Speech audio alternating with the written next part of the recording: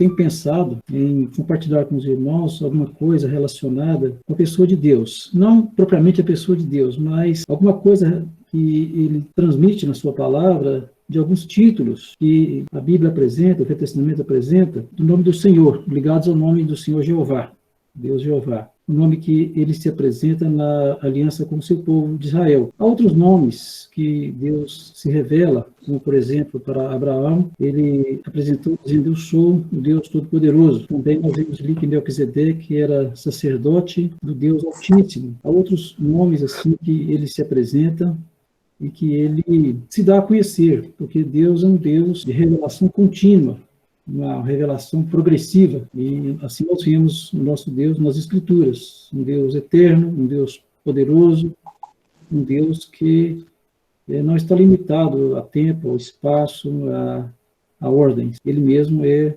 a origem de tudo. Então, alguns títulos, os títulos que nós vimos ali, é muito conhecido e muito, às vezes, divulgado, muito ligado a comércio. Você já ouviu muito ler aí por aí afora, por exemplo, Jeová Jiré, né?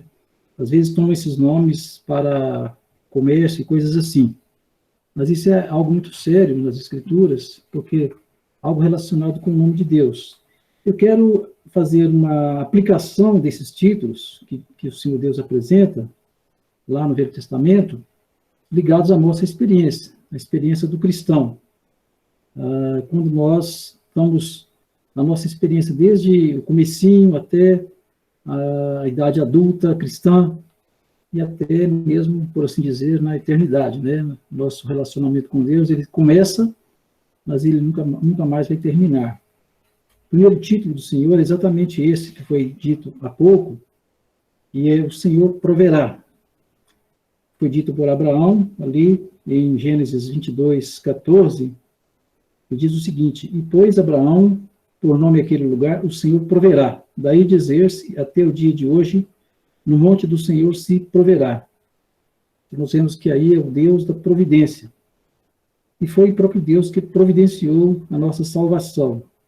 Então, esse título relacionado à nossa experiência com Deus, temos que ele mesmo que se dispôs a vir nos buscar para nos redimir dos pecados e nos constituir para ele um povo, assim como ele fez com Israel, tirando do Egito, e com o objetivo de levar até a terra prometida, como levou, e ali ele quis que ele fosse um povo exclusivo para ele, e eles eram, então, a propriedade particular de Deus, porque ele assim quis um povo para si. E ele fez isso com a igreja, né? Nós vimos lá em 1 Pedro,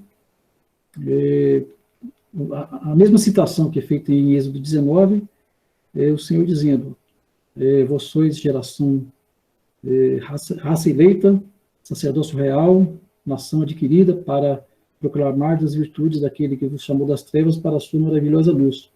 Então foi o próprio Deus que nos adquiriu para si.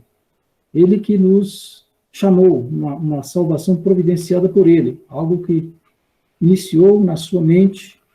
Nós vemos que o Cordeiro que foi morto antes da fundação do mundo, desde antes, o Senhor já providenciou, já quis que essa salvação, esse relacionamento com ele, essa riqueza espiritual que nós temos em Cristo, todas as coisas fossem vividas, fossem experimentadas pelos seus filhos. Mas tudo isso providenciado por ele. Nós vemos também lá, quando Paulo escreve aos Coríntios, né, Deus estava em Cristo reconciliando consigo o mundo. Algo que ele providenciou, que ele deu o início, deu todas as coisas que foram necessárias para a nossa aproximação dele. Nós já vimos isso também quando o primeiro casal pecou lá no Éden, se distanciou dele, desobedeceu sua palavra. Então, vemos que após Adão, após Eva, confessaram: eu comi, apesar de colocarem desculpa nas outras coisas, mas eles confessaram: eu comi. Vemos ali que Deus fez vestimentas de peles para Adão e sua mulher e os vestiu. Aquilo que eles tinham feito, as folhas de figueira, não puderam limpar a sua consciência diante de Deus. Mas então o próprio Deus fez as vestimentas de peles para Adão e sua mulher e os vestiu. Então ele providenciou. Então ele providenciou para nós essa tão grande salvação. E nessa pergunta que Isaac havia feito ao seu pai, meu pai, onde está o cordeiro para o holocausto? E essa resposta nós vemos lá em João 1:29, eis o cordeiro de Deus que tira o pecado do mundo. Então, a primeira experiência nossa, nesses títulos do Senhor, o Senhor proverá. E ele proveu, de fato, não somente para aqueles que já creram, mas para o mundo inteiro, a salvação suficiente na pessoa de Cristo, o nosso Deus, que proveu esta grande salvação. Segundo título está em Êxodo 15:26. Depois, quando na saída do povo de Israel, depois que eles atravessaram o Mar Vermelho, eles começaram a andar, chegaram num lugar que chamava Mara. As águas de Mara eram amargas, não puderam beber. Mas Deus falou com Moisés para lançar uma árvore na água, e eles puderam então beber. Então, versículo 25 de Êxodo 15, diz assim, então Moisés clamou ao Senhor, e o Senhor lhe mostrou uma árvore. Lançou Moisés nas águas, e as águas se tornaram doces. Deu-lhes ali estatutos e uma ordenação, e os provou. E disse, se ouvirdes atento à voz do Senhor teu Deus, e fizeres o que é reto diante dos seus olhos, e deres ouvido aos seus mandamentos, e guardares todos os seus estatutos, nenhuma enfermidade virá sobre ti das que enviei sobre os egípcios, pois eu sou o Senhor que te sara. Então, a segunda expressão é essa aqui, o Senhor que te sara. Então, aqui então nós chegamos. Então, o pecador chega diante da cruz do Senhor Jesus Cristo. Ele então vê o seu pecado, ele reconhece o seu pecado, e chega diante de Cristo. A salvação está providenciada. Cristo, ele morreu, pagou toda a pena do nosso pecado. Então, o pecador chega diante da cruz de Cristo. E nessa experiência, ele então vê que, segundo o que nós podemos ver nas Escrituras também, o nosso pecado é como se fosse uma doença, né? Enfermidade. E lá em Isaías 53, nós vemos, certamente ele tomou sobre si as nossas enfermidades e as nossas dores levou sobre si. Então, o pecado como enfermidade, como doença, o Senhor sara, o Senhor cura. Não apenas melhora. Às vezes a gente está passando um pouco de mal, a gente está enfermo, e toma um remédio, ou o tempo passa um pouco, a gente melhora e sente um pouquinho bom, mas o caso da salvação, o caso da enfermidade totalmente curada, Deus sara, Deus livra completamente. Na oração de Davi, ali no Salmo 51, ele fala, sara-me completamente, alguma coisa nesse sentido, né? Limpa completamente do meu pecado, ficarei limpo, né? Então, como essa chaga, como essa doença que acomete todo ser humano, então o Senhor sara, ele limpa perfeitamente, completamente, e não há mais diante de Deus, Deus não vai cobrar mais esse pecado, essa dívida, essa ofensa que nós tínhamos contra Deus, porque o Senhor Jesus levou sobre si. Então, ele sara. E a palavra original aqui, segundo nos dizem os que entendem dos originais, a palavra é serzir, uma costura que é feita, né, um tecido, um remendo, onde não deixa marcas, não deixa vestígios de que ali havia uma ruptura,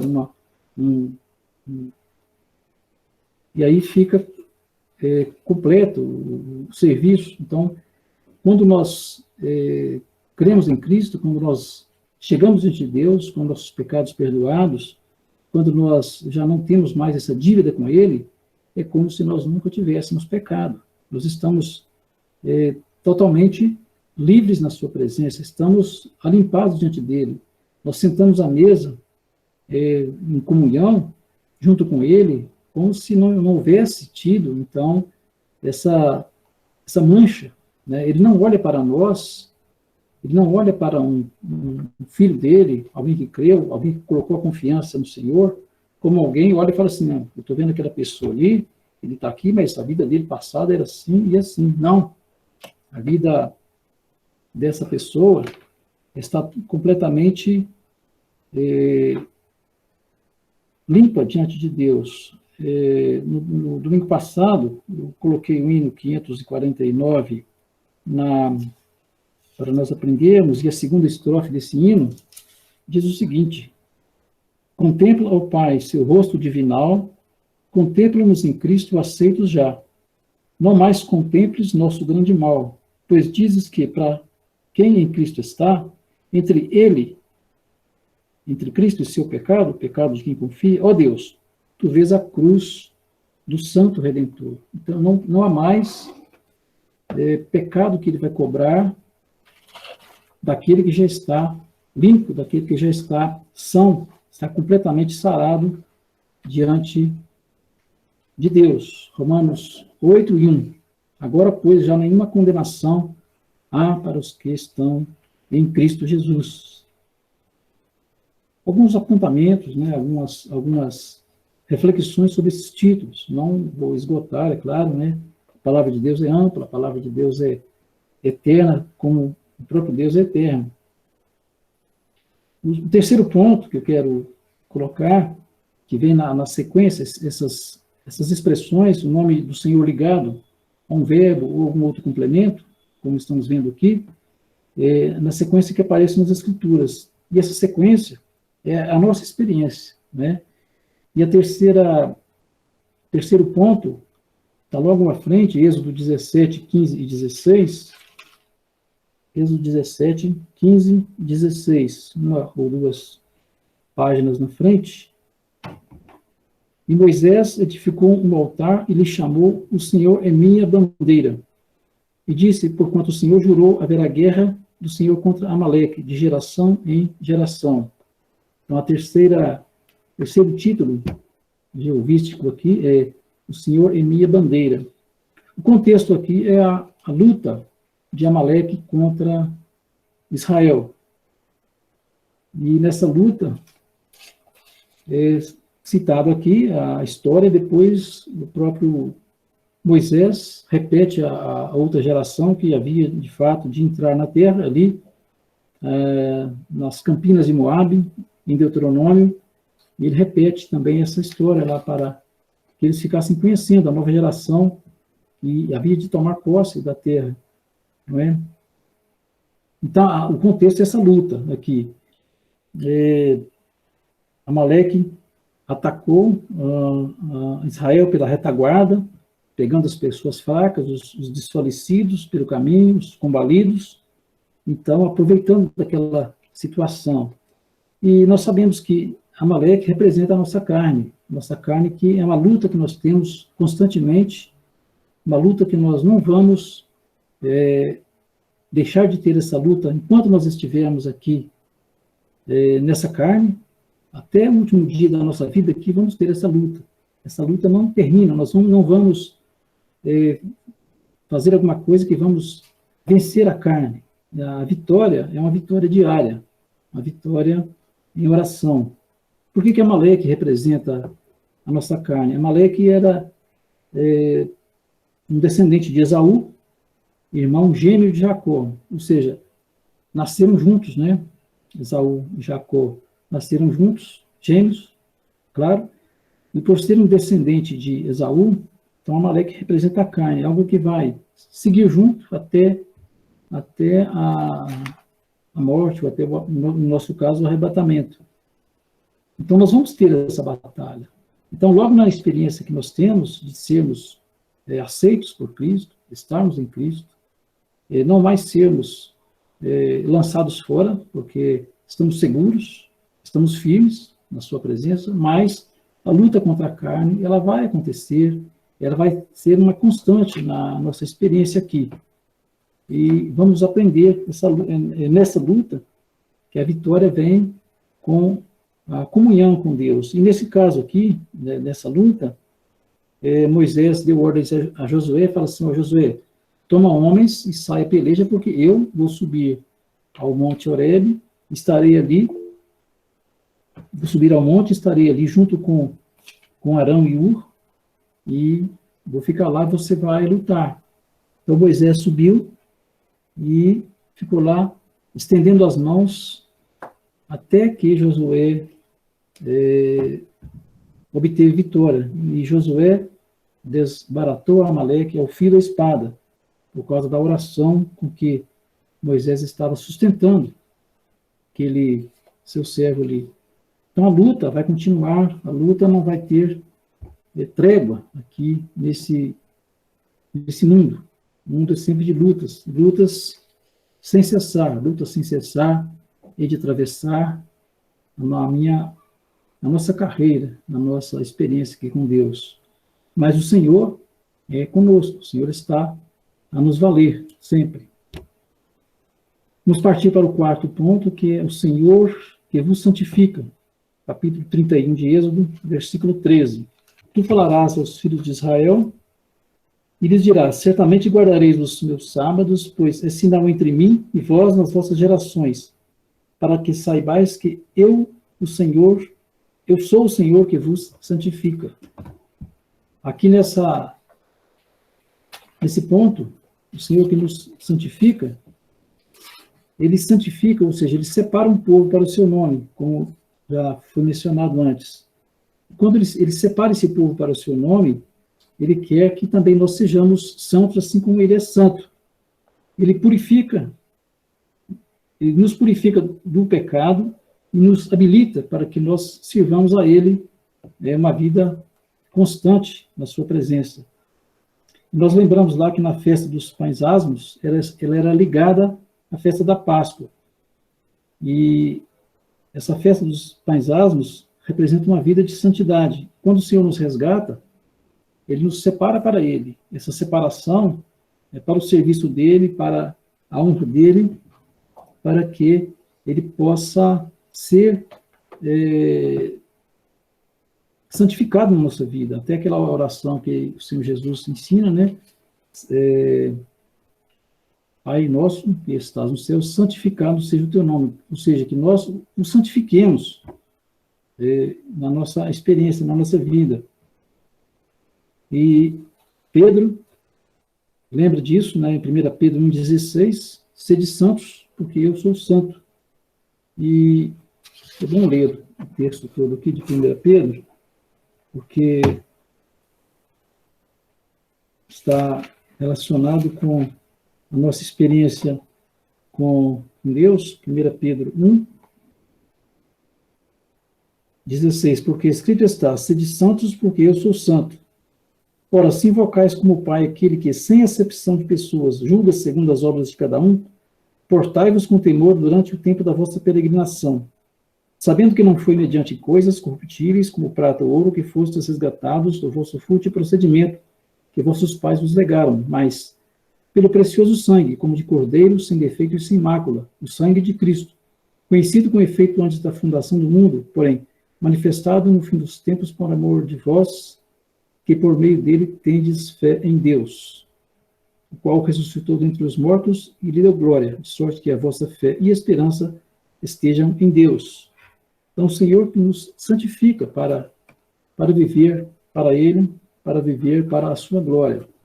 E quando o Senhor deu a lei lá em Levítico, aquela série de leis, do capítulo 18 até o 24, temos repetidas vezes o Senhor dizendo: eu sou o Senhor. Ou seja, eu dei essa lei para vocês, como se ele estivesse dizendo: olha, vocês vão proceder dessa e dessa forma, porque eu sou o Senhor. Ou seja, eu adquiri vocês, eu adquiri para ser meu povo de minha propriedade, e eu sou o Senhor, eu mando na vida de vocês. Ele gostaria que fosse isso, né? Embora nós tenhamos a liberdade para para santificar mais ou menos, né? E em diversos versículos desses, ele fala, eu sou o Senhor que vos santifico. Levíticos 18, do capítulo 18 até o 24, nós vemos repetidas vezes o Senhor dizendo, eu sou o Senhor. E também lá no cabeçalho dos 10 mandamentos, o Senhor diz, eu sou o Senhor teu Deus, que te tirei da terra do Egito, da casa da servidão. E aí ele começa dizendo, primeiro mandamento, não terás outros deuses diante de mim. E daí ele segue, como se estivesse dizendo, no começo de cada mandamento, eu sou o Senhor teu Deus, que te tirei da terra do Egito, da casa da servidão. Então, quando ele nos dá um mandamento, é como se ele estivesse dizendo para nós, eu sou o Senhor teu Deus, que vos santifico. Ele quer que vivamos e estejamos continuamente santificando o seu nome para a vida aqui, para honrar e glorificar a Ele. O outro ponto, o Senhor é paz, o outro título de Deus. Esse foi dito por Gideão, lá em Juízes, capítulo 6, versículo 24. Então Gideão edificou ali um altar e chamou de o Senhor é paz. E ele fez isso ele disse isso após o Senhor ter lhe dito, não temas, não morrerás. Era um tempo de muito afastamento de Deus, já na época de Juízes, todos nós conhecemos a experiência de Juízes, era um círculo vicioso, eles pecavam, clamavam a Deus, Deus enviava juízes, eles arrependiam, eles voltavam, e durante o tempo daquele juiz, eles estavam seguindo o Senhor. Logo após, eles reincidiam nos seus erros. Mas nesse caso aqui, quando o Senhor fala para Gideão, não temas, então ele diz, o Senhor é paz, como se fosse o Senhor é minha paz. Nós vemos o Senhor Jesus Cristo várias vezes, dizendo para as pessoas, né, quando nós lemos lá nos evangelhos, não temas, né, vai-te em paz, não temas, crê somente. O temor, ele nos tira a paz, né? E às vezes nós temos paz mesmo no meio de tribulações, como o caso que nós estamos vivendo agora. Nós temos muitas pessoas, muitos irmãos vivendo em tempos agora de inquietações, medos, né? Tempo onde que precisamos realmente de confiar na palavra do Senhor, crer nesse Senhor que providenciou isso tudo para nós, providenciou tão grande salvação, providenciou a cura completa do nosso pecado diante dele, não mais temos o que temer diante dele quanto a isso, não tememos condenação, não tememos a ira, não tememos grande tribulação, cremos que não vamos passar por tudo aquilo, considerando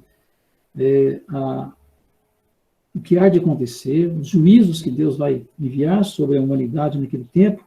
Nós entendemos que, como Ele nos livra da ira vindoura, nos livra da ira futura, nos livra de tão grande morte, então não vamos passar por aquilo. Então, temos uma segurança, temos uma paz. Então, o Senhor é essa paz. Na nossa experiência, chegamos diante dEle, recebemos a salvação, sabemos que temos a luta contra a carne, a luta contra Amaleque, nós vemos que Ele nos santifica, então nós temos essa paz. É algo que é progressivo na nossa experiência, que eu considero esses títulos de Jeová para a nossa experiência. Esse foi o quinto título. O sexto é agora uma expressão que Davi diz, muito conhecido, todos nós apreciamos muito, o Salmo 23, o Senhor é meu pastor. O Senhor é meu pastor, nada me faltará. Ele me faz repousar em pastos verdejantes, guie-me pelas águas de descanso, refrigere minha alma, guie-me pelas veredas da justiça, por amor do seu nome. Então, o Senhor é esse pastor nosso. Então, nós estamos sob os cuidados desse tão grande pastor. E eu quero deter aqui um pouquinho também, considerando a história de Davi, considerando a pessoa de Davi. Davi era um homem, naquele tempo, um homem de guerra, um homem que foi o general nas campanhas militares de Saul. Mesmo no governo dele, ele saía para as guerras, para as batalhas. Era um homem, talvez, de um temperamento bem forte, um homem que tinha que tomar decisões rápidas, um homem que precisava de ser o líder de um povo, e era uma pessoa de um caráter bem forte, eu creio. Não é? E no Salmo 18, um pouquinho antes desse Salmo 23, gostaria de ler uma parte aqui, Salmo 18, onde ele fala de que o Senhor o ajudava nas batalhas. E ele atribuía realmente ao Senhor essa tão grande vitória. No Salmo 18, ele diz o seguinte, versículo 25. Para com o benigno, benigno te mostras. Com o íntegro, também íntegro. Com o puro, puro te mostras. Com o perverso, inflexível, porque tu salvas o povo humilde, mas os olhos altivos tu o abates. Porque fazes resplandecer a minha lâmpada. O Senhor, meu Deus, derrama luz nas minhas trevas. Pois contigo desbarato exércitos. Com o meu Deus salto muralhas. O caminho de Deus é perfeito. A palavra do Senhor é provada. Ele é escudo para todos os que nele se refugiam. Pois quem é Deus, senão o Senhor? Ele é o rochedo. E quem é o rochedo, senão o nosso Deus? O Deus que me revestiu de força e aperfeiçoou o meu caminho, e me deu a ligeireza, deu a meus pés a ligeireza das costas, e me firmou nas minhas alturas. Ele adestrou as minhas mãos para o combate, de sorte que os meus braços vergaram um arco de bronze. Também me deste o escudo da tua salvação, a tua direita me susteve, e a tua clemência me engrandeceu. Alargaste todos os meus passos para o caminho. Os meus pés não vacilaram. Persegui os meus inimigos e os alcancei, e só voltei depois de haver dado cabo deles. Esmaguei-os a tal ponto que não puderam levantar-se, caíram sob os meus pés. Pois de força me cingiste para o combate, e me submeteste os que se levantaram contra mim. Também puseste em fuga os meus inimigos, e os que me odiaram, e eu os exterminei. Gritaram por socorro, mas ninguém lhes acudiu. Clamaram ao Senhor, mas ele não respondeu. Então os reduzi a pó ao léu do vento, lancei-os fora com a lama das ruas. Esse era o homem poderoso nas batalhas, o Davi. Ele que, como rei, como líder de batalhas, um general de exército, ele agia dessa forma. Agora, quão diferentemente o vemos no Salmo 23. Agora ele está aos cuidados do pastor. Desculpa. O Senhor é meu pastor, nada me faltará. Aqui eu vejo 3 coisas que o tornam totalmente diferente daquele Davi lá no Salmo 18. Ele diz aqui, me faz repousar em pastos verdejantes. Para repousar, eu tenho que tranquilizar a minha mente, tranquilizar o meu espírito, para eu repousar em pastos verdejantes. E leva-me para junto das águas de descanso. Como que uma pessoa pode experimentar o descanso se ele estiver com a cabeça lá nas batalhas, lá nos serviços, lá nas atividades? Ele não consegue descansar. E outro que está no início do versículo 3, refrigera-me a alma. Né? Então, três coisas. Leva-me para junto das águas de descanso, refrigera-me a alma, guia-me pelas veredas da justiça, por amor do seu nome. Então, um homem poderoso nas batalhas, que o próprio Deus entregou para ele, deu as vitórias, e ele reconheceu isso, está no Salmo 18. Agora aqui, um homem totalmente entregue aos cuidados de um pastor. E isso também nós podemos ver no nosso caso. Nós temos tantas coisas para fazer, tantas coisas para ver, para olhar. Nós temos as atividades, temos o mundo correndo aí fora, tanto sobressalto, quanto a inquietação. Só que nós olhamos para o Senhor e somente uma experiência de vida com o Senhor pode nos dar essa tranquilidade de vermos Ele como nosso pastor, aquele que cuida. E Davi sabia muito bem o que era isso, quando ele foi pastor, lá antes de ele ser rei.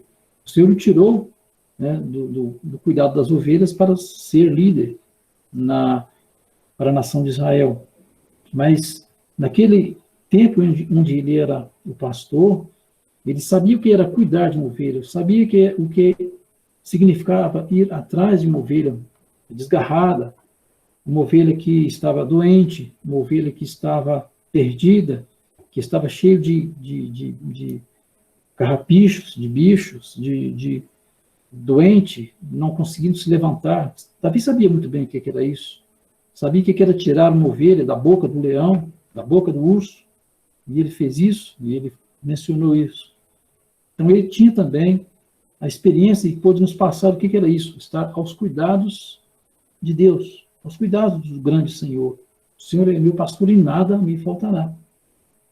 E mesmo Davi, fugindo de Saul, vemos isso na experiência dele, em certos lugares, vemos que ele disse assim, eu ponho a cabeça no travesseiro e durmo, em outras palavras, né? Deito e logo pego no sono. Então ele sabia o que era o cuidado de um pastor, podendo estar deixando que o Senhor o guiasse, deixando que na vereda da justiça, na vereda da vida cristã, da vida de experiência com Deus, ele fosse guiado pelo Senhor. Então nós também, da mesma forma, nos deixemos guiar pelo Senhor na nossa experiência, na nossa vida, e ligados ao cuidado dele. Os outros 4 pontos, estamos com o tempo bem avançado, o Senhor dos Exércitos, segundo Samuel 6:2, vou ler aqui segundo Samuel 6:2, dispôs-se e com todo o povo que tinha consigo partiu para Baalá de Judá para levarem de lá para cima a arca de Deus, sobre a qual se invoca o nome do Senhor dos Exércitos, que se assenta acima dos querubins. E também Isaías 37:16, ó Senhor dos Exércitos, Deus de Israel, que lá estás entronizado, acima dos querubins, tu somente és o Deus de todos os reinos da terra, tu fizestes os céus e a terra. Agora nós, tendo essa experiência de vida com Deus, tendo passado por muitas situações, deixando-nos guiar pelo Senhor, pelo seu pastoreio, nós sabemos que Ele é o Deus, o Senhor dos Exércitos, está guiando as suas hostes e está tendo cuidado sobre elas. Ele está cuidando de todas essas coisas, tendo cuidado, tendo poder, o domínio sobre todas as hostes, o Senhor dos Exércitos. Outro título é o Senhor, o Altíssimo. Salmo 97:9, pois tu, Senhor, és o Altíssimo sobre toda a terra. Tu és sobremodo elevado acima de todos os deuses, Senhor Altíssimo. Nós chegamos diante de Deus e temos de ter esse reconhecimento dele, que é Altíssimo acima de tudo, acima de todos. Nada vai nos apanhar, nada vai nos atingir, se não permitir. Ou seja, qualquer coisa que vai acontecer conosco, só se for sob a permissão dele. Ele está acima de tudo e está elevado acima de todas as coisas. O nono ponto, o nono título, se refere aqui no caso é em Jeremias 23:6, nos seus dias Judá será salvo, Israel habitará seguro. Será este o seu nome com que será chamado Senhor, justiça nossa. E o último ponto, o Senhor está ali, que é Ezequiel 48:35. Já se referindo o último ponto, o Senhor está ali, o templo no milênio, o templo que há de ser construído, e ele dá uma medida aqui para que fosse medida. O último versículo do livro de Ezequiel, Ezequiel 48, 35. 18.000 côvados em redor, e o nome da cidade, desde aquele dia será, o Senhor está ali. Se refere à presença permanente do Senhor com seu povo. Ou seja, nós estaremos com o Senhor, mesmo no futuro. Naquele texto lá de 1 Tessalonicenses 4, o Senhor nos arrebatará nos ares, havemos de encontrar com o Senhor nos ares, e ali, assim estaremos para sempre com o Senhor. Estaremos onde Ele estiver, estaremos. Ele reinando aqui na terra, estaremos. Ele estando no céu, estaremos para sempre com Ele. Então, esse título que é dado no templo, lá no milênio, eu faço essa aplicação da presença dele conosco, no futuro também. E são esses 10 pontos onde nós queremos destacar, temos destacado, da nossa experiência com ele, e que ele quer ser próximo de nós. Nós precisamos nos aproximar dele sempre, conhecendo, continuando a conhecer o nosso Deus. Conheçamos e prossigamos em conhecer o Senhor. Oséias 6, 2, 3 parece. Então, são coisas que nós vamos aprendendo na nossa experiência com Deus, e devemos estar nesse sentido de andar junto dele, andar perto dele, e conhecendo na sua palavra, para conhecer mais, para estar mais perto dele, e principalmente no tempo que nós vivemos, no tempo de pandemia, no tempo de incertezas, né? Vamos confiar cada dia mais no nosso Deus, porque Ele quer nos ajudar, Ele quer nos valer, quer nos santificar, quer nos ajudar, quer ser o nosso pastor, e a nossa justiça, e tudo mais. Não somente essas coisas, né? Claro que Deus é um Deus infinito, Deus é um Deus grandioso, mas esses pontos nos ajudam a nós aprendermos mais dele, que possa nos ajudar na nossa carreira, até aquele dia onde estaremos para sempre com ele. Amém.